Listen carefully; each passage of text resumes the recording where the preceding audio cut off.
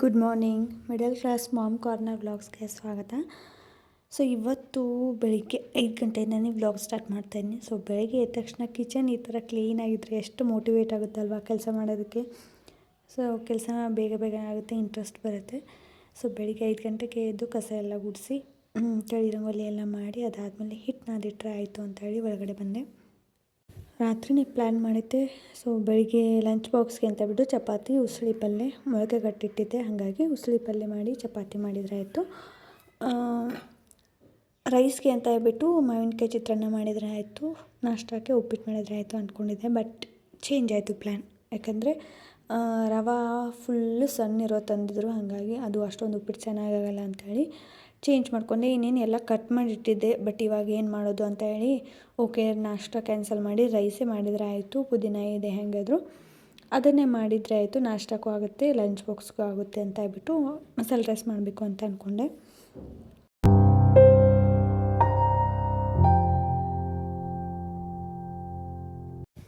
ಇನ್ನು ಅಡುಗೆ ಮಾಡಬೇಕಂದ್ರೆ ಈ ಥರ ಎಲ್ಲ ತೊಗೊಂಡು ಒಂದೇ ಸರ್ತಿ ಕಟ್ ಮಾಡಿಕೊಂಡು ಅದಾದಮೇಲೆ ಎಣ್ಣೆ ತುಗ್ಗನೆ ಹಾಕ್ಬಿಟ್ರೆ ಕೆಲಸ ಕಡಿಮೆ ಆಗುತ್ತೆ, ಆಮೇಲೆ ಜಾಸ್ತಿ ಸ್ಟ್ರೆಸ್ ಅನಿಸೋದಿಲ್ಲ ಅಷ್ಟೇ. ನಾನು ಹಿಂಗೆ ಮಾಡೋದು, ಕೆಲವೊಂದು ಸರ್ತಿ ನೈಟೇ ಕಟ್ ಮಾಡಿ ಇಟ್ಕೊಂಡಿರ್ತೀನಿ, ಇಲ್ಲಾಂದರೆ ಬೆಳಗ್ಗೆನೇ ಕಟ್ ಮಾಡ್ತೀನಿ. ಇನ್ನೇನು 2025 ಮುಗಿತಾ ಬಂತು, ಎಂಡಲ್ಲಿದ್ದೀವಿ. ಸೊ ಈ ವರ್ಷ ಸಾಕಷ್ಟು ಚೇಂಜಸ್ ಆಗಿದೆ, ಚೇಂಜಸ್ ಮಾಡ್ಕೊಂಡಿದ್ದೀನಿ ನನ್ನನ್ನು ನಾನು. ಸೊ ನಿಮ್ಮ ಲೈಫಲ್ಲಿ ಏನೆಲ್ಲ ಚೇಂಜಸ್ ಆಗಿದೆ, ಏನೆಲ್ಲ ಚೇಂಜಸ್ ಮಾಡ್ಕೊಂಡಿದ್ದೀರಾ ನೀವು, ಸೊ ಕಮೆಂಟ್ ಮಾಡಿ ತಿಳಿಸಿ. ಇವಾಗ ಉಸಳಿ ಪಲ್ಯ ಮಾಡ್ತಾಯಿದ್ದೀನಿ. ಉಸಳಿನ ತೊಳೆದ್ಬಿಟ್ಟು ಕುದಿಸಿದ್ದೀನಿ ನಾನು ಸ್ವಲ್ಪ. ಕೆಲವೊಬ್ರು ಹಾಗೆ ಮಾಡ್ತಾರೆ, ಕೆಲವೊಬ್ರು ಹುರಿದು ಮಾಡ್ತಾರೆ, ಕೆಲವೊಬ್ರು ಕುದಿಸಿ ಮಾಡ್ತಾರೆ. ನಾನಿದು ಸ್ವಲ್ಪ ಬಿರ್ಸಿತ್ತು ಅಂತೇಳಿ ಕುದಿಸಿ ತಗೊಂಡಿದ್ದೀನಿ. ಸೊ ರೆಸಿಪಿ ಬೇಕಿದ್ದರೆ ಕಮೆಂಟ್ ಮಾಡಿ, ಕ್ಯಾಪ್ಷನಲ್ಲಿ ಹಾಕಿರ್ತೀನಿ, ಡಿಸ್ಕ್ರಿಪ್ಷನಲ್ಲಿ ಕೊಟ್ಟಿರ್ತೀನಿ. ಸೊ ಈ ವರ್ಷ ನಾನು ಚೇಂಜ್ ಆಗಿರೋದು ಅಂದರೆ ತುಂಬ ಜಾಸ್ತಿ ಓವರ್ ಥಿಂಕಿಂಗ್ ಮಾಡ್ತಿದ್ದೆ, ಅದು ಸ್ಟಾಪ್ ಆಗಿದೆ. ಸೊ ಜಾಸ್ತಿ ನೆಗೆಟಿವ್, ಬೇಡ ಅಂದ್ರೂ ನೆಗೆಟಿವ್ ಯೋಚನೆಗಳು ಬರ್ತಾಯಿತ್ತು. ಸೊ ಅದನ್ನು ಸ್ಟಾಪ್ ಮಾಡ್ಕೊಂಡಿದ್ದೀನಿ.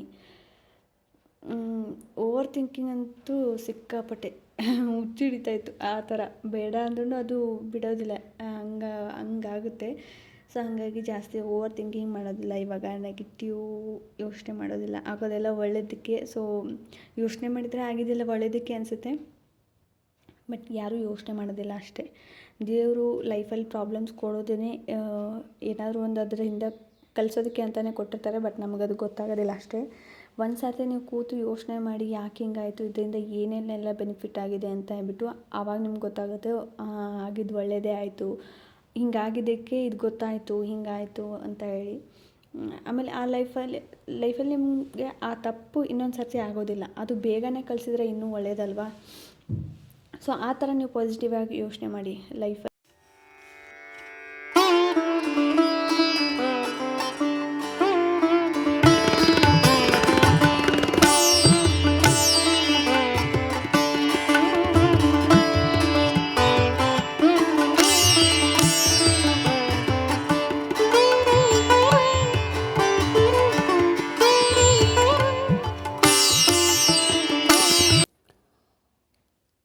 ಇವಾಗ 6:30 ಆಗಿತ್ತು ಟೈಮು, ಹಂಗಾಗಿ ಜಳಕ ಮಾಡಿ ಬಂದು ಪೂಜೆ ಎಲ್ಲ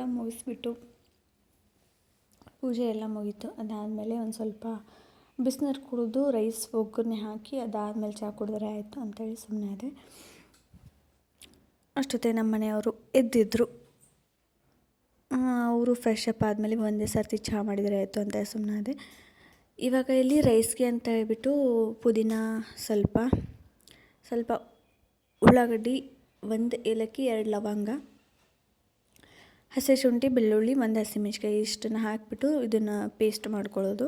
ಇನ್ನು ಒಗ್ಗರಣೆಗೆ ವೆಜಿಟೇಬಲ್ಸ್ ಎಲ್ಲ ಯಾವ್ದ್ಯಾವ್ದು ಇರುತ್ತೋ ಸೊ ಎಲ್ಲನೂ ಕಟ್ ಮಾಡಿ ಇಟ್ಕೊಂಡಿದ್ದೆ. ಉಪ್ಪಿಟ್ಟು ಮಾಡಬೇಕು ಅಂತ ಹೇಳಿ ಇಟ್ಕೊಂಡಿದ್ದೆ, ಬಟ್ ಪ್ಲ್ಯಾನ್ ಚೇಂಜ್ ಆಯಿತು, ಹಾಗಾಗಿ ರೈಸ್ಗೆ ಅದನ್ನೇ ಹಾಕ್ತಾಯಿದ್ದೀನಿ.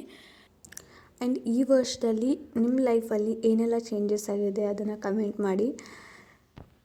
ನಿಮಗೂ ಈ ಥರ ಓವರ್ ಥಿಂಕಿಂಗು, ನೆಗೆಟಿವ್ ಥಾಟ್ಸು ಇವಾಗಲೂ ಬರ್ತಾ ಇದೆಯಾ? ಸೊ ಏನೆಲ್ಲ ಚೇಂಜಸ್ ಆಗಿದೆ, ಚೇಂಜಸ್ ಮಾಡ್ಕೊಂಡಿದ್ದೀರಾ ನೀವು, ಹೇಗೆ ಚೇಂಜ್ ಮಾಡ್ಕೊಂಡಿದ್ದೀರಾ? ಸೊ ಕಮೆಂಟ್ ಮಾಡಿ ನೋಡೋಣ.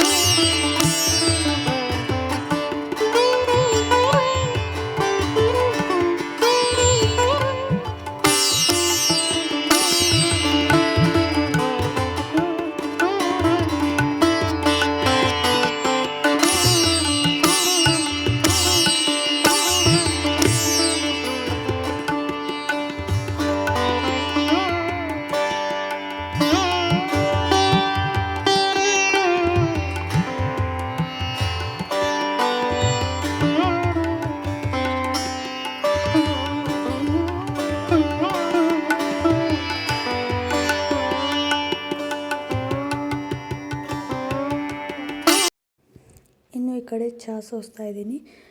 ಸೊ ಹಸ್ಬೆಂಡು ಕೂಡ ಫ್ರೆಶ್ ಆಗಿ ಬಂದರು. ಇಬ್ಬರಿಗೂ ಕೂಡ ಚಹಾ ಸೋಸಿದ್ರೆ ಆಯಿತು ಅಂತೇಳಿ ಚಹಾ ಕುಡಿತಾ ಕುಡಿತಾ ಒಂದು ಸ್ವಲ್ಪ ಕನ್ವರ್ಸೇಷನ್ ಆಗುತ್ತೆ. ಸೊ ಟೈಮ್ ಸಿಗೋದಿಲ್ಲ ಇಬ್ಬರು ಕೂಡ. ಅವರು ಅವ್ರ ಕೆಲಸದಲ್ಲಿ ಬ್ಯುಸಿ ಇರ್ತಾರೆ, ನಾವು ಮಕ್ಕಳು ಕೆಲಸ ಅಂತ ನಾವು ಬ್ಯುಸಿ ಇರ್ತೀವಿ. ಸೊ ಸಿಕ್ಕಾಗ ಒಂದು ಸ್ವಲ್ಪ ಈ ಥರ ಟೈಮ್ ಮಾಡ್ಕೊಂಡು ಮಾತಾಡೋದು ತುಂಬ ಒಳ್ಳೆಯದು. ಮಾತಾಡೋದು ಸ್ವಲ್ಪ ಟೈಮ್ ಮಾಡ್ಕೊಂಡು ಮಾತಾಡಲೇಬೇಕು. ಅವರು ಅವ್ರ ಕೆಲಸದಲ್ಲಿ ಬ್ಯುಸಿ ಇರ್ತಾರೆ, ನಾವು ನಮ್ಮ ಕೆಲಸದಲ್ಲಿ ಬ್ಯುಸಿ ಇರ್ತೀವಿ. ಆದಷ್ಟು ಟೈಮ್ ಮಾಡಿಕೊಂಡು ಈ ಥರ ಒಂದು ಸ್ವಲ್ಪ ಒಂದು 10 ನಿಮಿಷನಾದ್ರೂ ಮನಸ್ಸು ಬಿಚ್ಚಿ ಮಾತಾಡೋದ್ರಿಂದ ಬಾಂಡಿಂಗ್ ಇನ್ನೂ ಸ್ಟ್ರಾಂಗ್ ಆಗುತ್ತೆ. ಆ್ಯಂಡ್ ವಾರ ಪೂರ್ತಿ ಒಂದು ಏನು ಕೆಲಸದ ಸ್ಟ್ರೆಸ್ ಇರುತ್ತಲ್ವ ಅದೆಲ್ಲ ಕೂಡ ರಿಲೀಫ್ ಆಗುತ್ತೆ. ಮತ್ತು ಒಂದು ಹೊಸ ಒಂದು ಎನರ್ಜಿ ಬಂದಂಗೆ ಆಗುತ್ತೆ. ಹಾಗಾಗಿ ಆದಷ್ಟು ಯಾವಾಗ ಗ್ಯಾಪಲ್ಲಿ ಟೈಮ್ ಸಿಗುತ್ತೆ ಆವಾಗ ಈ ಥರ ಮಾತಾಡ್ಕೋತಾ ಇರ್ತೀವಿ. ಸೊ ಇಲ್ಲಿ ಹಾಗೆ ಚಪಾತಿ ಮಾಡ್ತಾಯಿದ್ದೀನಿ. ಚಪಾತಿ ಮಾಡಿ ಅದಾದಮೇಲೆ ಡಬ್ಬಿ ಕಟ್ಟಿಬಿಟ್ಟೆ. ಸೊ ಲಂಚ್ ಬಾಕ್ಸ್ ಒಂದೇ ಇತ್ತಲ್ವ, ಹಾಗಾಗಿ ಲಂಚ್ ಬಾಕ್ಸು ಪ್ಯಾಕ್ ಮಾಡಿ ಇಟ್ಟೆ. ಸೊ ಇವತ್ತಿನ ಒಂದು ವೀಡಿಯೋ, ಇವತ್ತಿನ ಒಂದು ಲಂಚ್ ಬಾಕ್ಸ್ ರೆಸಿಪಿ ಇದಾಗಿತ್ತು. ಸೊ ನಿಮ್ಗೆ ಹೇಗೆ ಅನ್ನಿಸ್ತು ಅಂತ ಹೇಳಿ ಕಮೆಂಟ್ ಮಾಡಿ. ಪ್ಲೀಸ್ ಚಾನಲ್ಗೆ ಸಪೋರ್ಟ್ ಮಾಡಿ, ಲೈಕ್ ಮಾಡಿ. ಹಾಗೆ ಈ ಒಂದು 2025ಅಲ್ಲಿ ನಿಮಗೆ ಏನೆಲ್ಲ ಚೇಂಜಸ್ ಆಗಿದೆ, ನೀವು ಏನೇನೆಲ್ಲ ಚೇಂಜಸ್ ಮಾಡ್ಕೊಂಡಿದ್ದೀರಾ, ಪ್ಲೀಸ್ ಕಮೆಂಟ್ ಸೆಕ್ಷನಲ್ಲಿ ಕಮೆಂಟ್ ಮಾಡಿ. ಹಾಗೆ ಚಾನಲ್ನ ಸಬ್ಸ್ಕ್ರೈಬ್ ಮಾಡ್ಕೊಳ್ಳಿ. ಹೊಸ ಯೂಟ್ಯೂಬರ್ಗೂ ಸಪೋರ್ಟ್ ಮಾಡಿ. ಇನ್ನೂ ವ್ಲಾಗ್ಸು ಬೆಟರ್ ಆಗಿ ಮಾಡೋಕ್ಕೆ ಟ್ರೈ ಮಾಡ್ತೀನಿ. ಸೊ ನಿಮ್ಗೆ ಇಷ್ಟ ಆಗುತ್ತೆ ಅಂತ ಅನ್ಕೋತೀನಿ. ಸೊ ಪ್ಲೀಸ್ ಒಂದು ಲೈಕ್ ಮಾಡಿ, ಶೇರ್ ಮಾಡಿ, ಸಬ್ಸ್ಕ್ರೈಬ್ ಮಾಡಿ. ಸಿಗ್ತೀನಿ ನೆಕ್ಸ್ಟ್ ವಿಡಿಯೋದಲ್ಲಿ. Take care, bye, love you all.